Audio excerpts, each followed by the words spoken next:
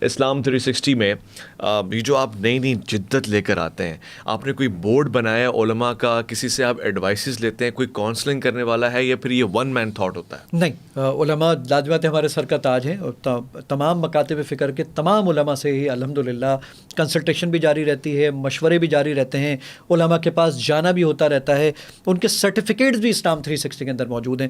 کیونکہ دیکھیے میں اس کا کوئی عالم نہیں ہوں، میں صرف ٹیکنالوجی کا ایک آدمی ہوں.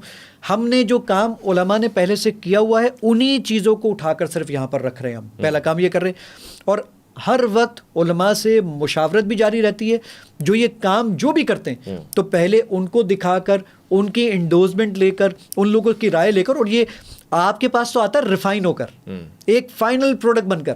اس سے پہلے بہت ساری ایسی چیزیں ہوتی ہیں جو ہم پہلے ہاف کوک کر کے ان کے پاس لے کے جاتے ہیں، اور وہ اس کے اندر بہت ساری فائن ٹیوننگ کرتے ہیں. اس کے بعد جس کے اندر بہت ساری چیزیں ہٹ بھی جاتی ہیں، بہت ساری چیزیں لگانی پڑتی ہیں، اس کے بعد ہم اس قابل ہو پاتے کہ آپ لوگوں تک وہ بات پہنچے.